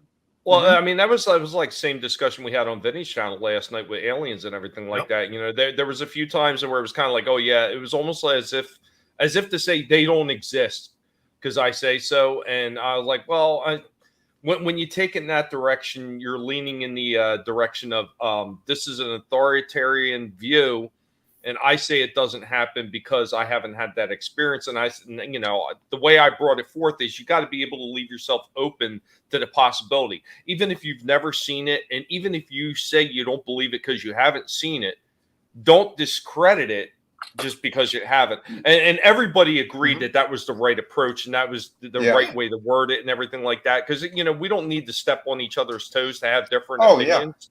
But at the same time, nobody in that chat last night actually told somebody else, hey, I don't care what you say, it didn't happen and it's not real. Nobody ever did that. But it was just the idea you leave yourself open to that possibility that maybe there's something you haven't seen or you are not familiar with that could actually be real. Oh, yeah, I'll add on to that, too, because that's the other thing, too. Like Trina, she had brought up that there was something she didn't believe in at all. For years, she's like, no, that's not real. And then something happened where she's like, oh, my God, it happened to me. So, like, you never know either. Some people could change their views or just because, you know, that's how it goes, too, where if you didn't really see it for yourself, it's kind of hard to believe, too, and I could get that. But, yeah, no, like you said, you know, people are still respectful to one another, and, you know. Well, and again, if you're not overly religious like myself, then how can you sit there and pray to a book and a God that there's no proof really existed? How can you question if I say I saw this? Who's to say that wasn't a divine thing that had happened, you know? So, I mean, you know, you can go down any rabbit hole you want. I mean, I just don't believe in organized, you know, religion the way that we have it. I believe in God. I believe in heaven and hell. You know, I've seen how they make the cookies. Yeah. I mean, man is flawed, but you know, if there's other forces you want to believe in, even if it's energy, you know, you believe in a good energy or some kind of force out there, you know, there's all different sorts of things. But again, think about it. You and I don't know each other that well where I would have had a moment like I did knowing you were in pain. There was no reason for me to pick up on that, you know. Other than you had an Aussie, I had an Aussie, and you know, we joked, but because we have gotten to know each other very well, you know, pre that time frame, and no, it wasn't a lot. We haven't actually met or anything, but we have spent a lot of time together. I felt it, and you know, and it was odd because I'm like, why do I feel Vinny's in pain now? Vinny's really fucking pissed. This isn't normal, you know. And other than the facts that we were doing the shows with Tony, and then, you know, I'd be in the chat a lot for the ETEP streams. And then, you know, when I started coming on more and more, you know, so on and so forth. But again, for me, that was kind of a first. Like it had been a long time since I picked up that strongly on another person. and I can't explain it, man. You know, it just happened. Mm-hmm. Yeah, no, I hear you, man. And that's it. Sometimes it's that, you know, if there is some kind of connection, I think, between everyone at some level, you know, as long as you you share like-minded views and things, but or at least you're wishing for good out there in the world, because a lot of people are just nasty and they just want to see the world burn. Yeah. But if we're talking about regular people, normal people, like, we want to see each other succeed and all that type of stuff. So, yeah, I don't know. I believe in lots of different things, but you know, it's, I will admit I do want to see some stuff burn. Mostly it's at one company. It begins with the letter D, but I want to see it burn to the ground so bad. Yeah, they have irritated me beyond words, especially with the shit that they're going to do with the RC character. Oh my God, Frankie, speak for yourself. I had a ghostly encounter in the house in the attic once. Mm-hmm. There was one of my other brothers did as well. Oh, I'm sorry. Go ahead. So you speak for yourself, but you brought up the thing, but you didn't read it out. So I don't know what he said. Yeah, he saw something. Right. But it's not my story to tell. It's his story to tell, not mine. The other one, though, I don't know if it was a fever dream or whatnot, but my other brother saw something else too that was much, much darker. Well, it didn't do anything, but he saw it hovering. Yeah. Well, sometimes you do sort of like have near-death experience where you will see stuff, and depending on how bad the fever is, like some people have had out-of-body experiences and all that. Oh yeah, dude. When I was a kid, I got sick so bad, had some kind of fever, and I was on my side, and I was looking at. We had a picture on the wall of like a ship in the ocean, and as I'm looking at it, it feels like I got pulled into the picture, and the boat became super, super tiny, and the water all around it was like black water. Like it felt so crazy, surreal, and like it gave you anxiety. I'm like, what the hell's going on? Well, the most important question, Vinny, during that whole experience, did your hands feel like two balloons? Yeah. Two balloons? Yeah. Pink Floyd. No. There is no pain you are receiving. Oh, shit. Distant shift on the horizon. Yep. See, that's exactly what I picked up on. I was like, oh my God, I could make a Pink Floyd reference. I haven't been able to make a Pink Floyd reference in so long. You're welcome. Yeah, that was some more hallucination, that though. Soul Assassin says, I'm just down with God. Don't need any church leader telling what's what, but be a good person to others, and you're good, in my opinion. And Absolutely. I think that's the message that should always be conveyed. But you get a lot of these evangelical type leaders. I mean, and there's been numerous songs talking about them son of bitches and how worthless they are. I know Suicidal Tendency did one about those type of people, and of all bands, Slayer did one talking about them too. And both of them were completely on point. And that was right around the time of the Jim and Tammy Faye Baker nonsense that was going on. Oh, yeah. Such scumbags. But I am getting ready to wrap this up. I got a few more things that I need to get to. I want to thank everybody coming on for sharing. Lasso, thank you for being on earlier. I hope that you were well. And we're going to go around the horn. We're going to give everybody a chance to say their piece and let everybody know what they have going on. And we are going to start with... Are you high? I think I might be high. I don't know, but... It's all that tea. Oh, that's true. That's true. Got some of the good herbs in there. Well, I didn't say what was in my honey that goes in the tea. Exactly. Or the sugar. So, yes. But well, if you guys are interested in more like ancient lost civilizations type stories, join Sporky News podcast tonight in about an hour and 15 minutes, where we'll be talking Ancient Apocalypse, the new Netflix series with Graham Hancock, and we are discussing episode 4 tonight on the Bimini Road, which is theorized as the road to the lost city of Atlantis. Awesome. There's so many theories about where Atlantis is, what happened to it. We were talking a little bit about it yesterday. There was one theory that it was actually a spaceship. It was like a mothership that was sitting in the ocean. Oh, wow. I don't know if you'd ever heard that one. No, that one's new to me. That's cool. Thank you so much for being here, Tina. Oh, thank you for the invite. It was in the crystal Anytime. skull. I knew he was going to show up.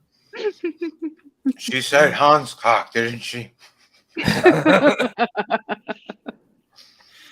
All right. Guess who this is? Well, he don't know talking good like me and you, so his vocabularistics is limited.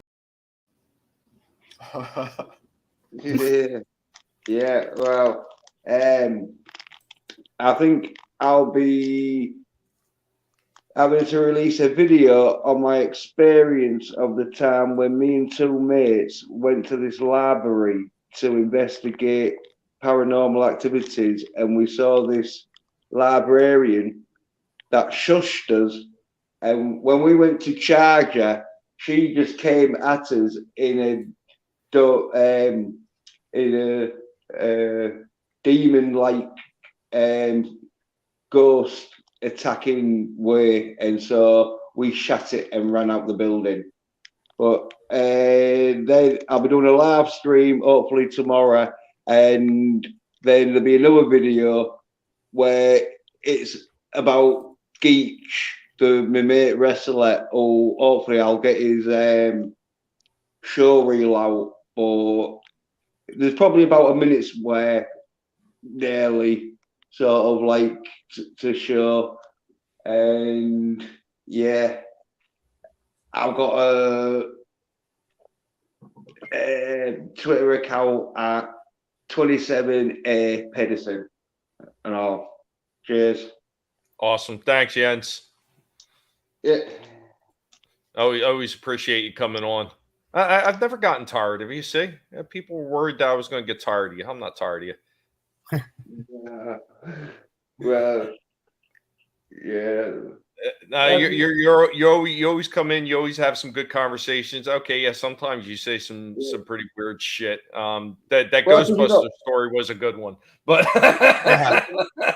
you're not a fine-head bitch, are you? And so you don't let me on in that. So I get you know what? Speaking of that, I get irritated if I walk into the supermarket and I see a product with soy as the first thing written on the ingredient. I get mad and I just say, "You soy nerds." People start looking at me strange. The wife just rolls her eyes and walks away.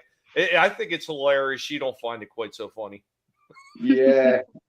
Well, thing is though, like at least the advertising what's got soy in, because sometimes you got to look really like closely at the ingredients. At least it's in big bold letters. I won't complain.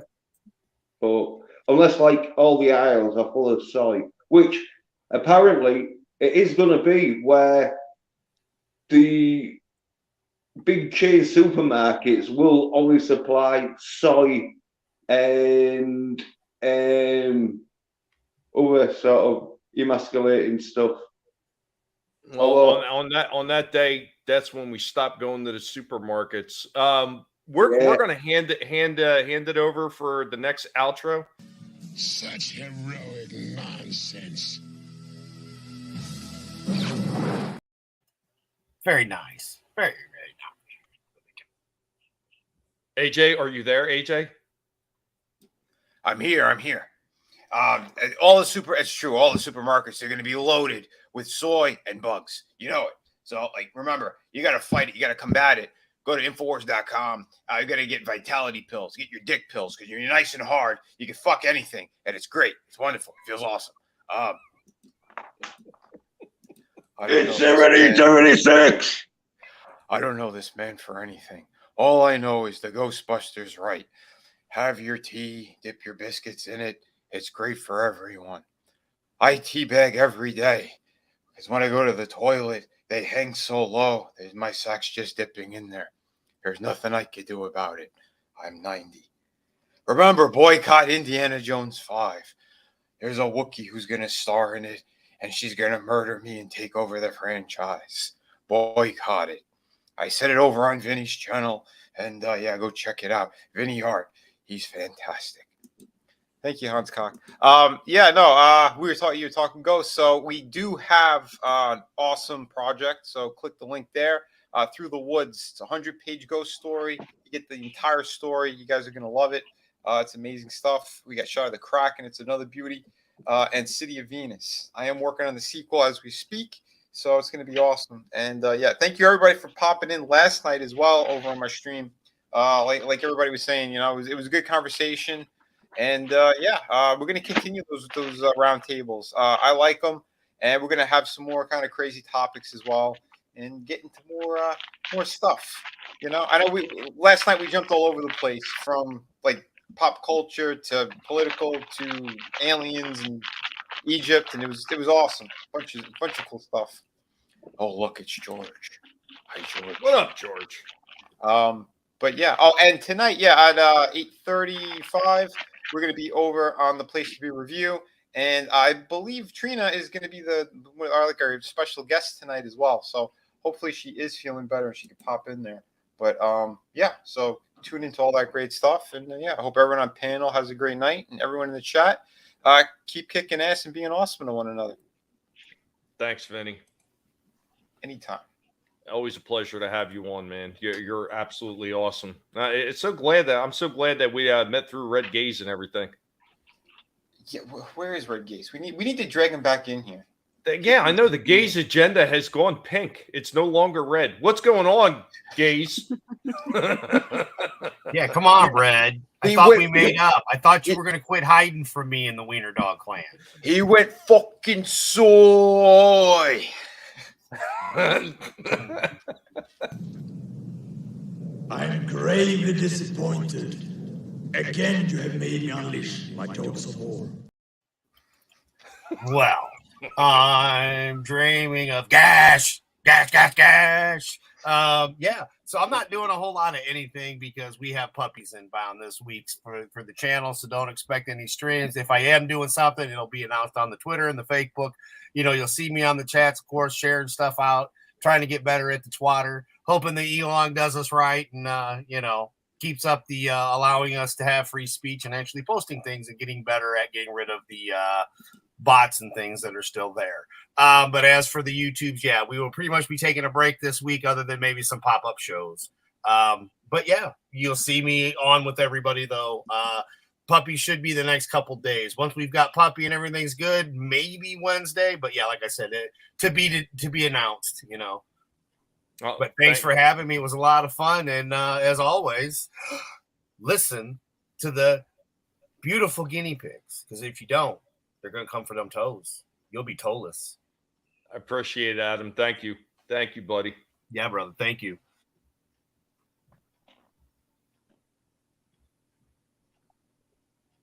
Oh, you kidding me? With this internet again? What happened? No, you're all right. Yeah, the internet kind of like jinkied on me again just for a few seconds. Those sons of you know, he sounded all right. Yeah, you sounded good. Well, it froze up on my end. I was like, oh, you got to be kidding me again. But guys, thank you so much to everybody who's been in the chat. You all have been absolutely amazing. Every single one of you that have come out week after week and supported the channel, supported Vinny, supported Jens, super fan, stopping by for Tina and Sporking and those guys too. Be sure to check them out later on tonight. And of course, Trina as well, as Trina's getting ready to start on this endeavor with her new show. Thanks for some of you guys that stop in for my buddy Slasher too. The guy just doesn't get enough love. So remember, he does Saturday B-rated horror movies most of the time, but sometimes it's just B-rated bad movies. And we have great discussions about those. Frankie, thanks for being here. George, thanks for stopping in and bringing the spirit of real Star Wars caps after dark. Thank you for being here, Soul Assassin. Happy Dinosaur, Glinzer, King of Squibs, Optic Racer. I know my buddy Papa Cotton was in here as well. Pacific 414 was in the house. Thank you for being here. And I know I'm missing a couple people. Keely Chow was also in the house. To everybody else I missed, thank you. You know who you are. I do appreciate you guys stopping in. I would go through the entire chat, but I want to try to get off here and get a few other things done. So as we run out of here, I'm going to play the new intro one last time, and it's going to be the last time I play it twice during the show. And we will see you next week, guys. Thank you for being here. Remember, never let anybody tell you what you can and can't say, what you should or should not watch, because your silence gives consent, and the guinea pigs will come for them toes. Later, y'all.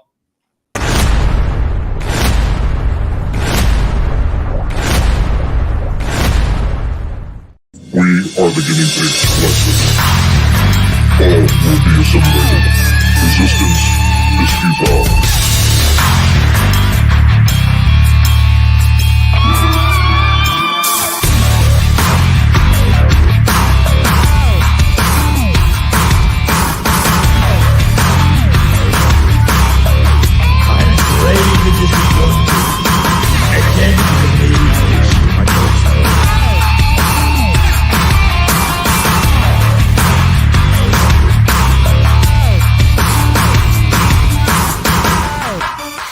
Cocaine's a hell of a drug.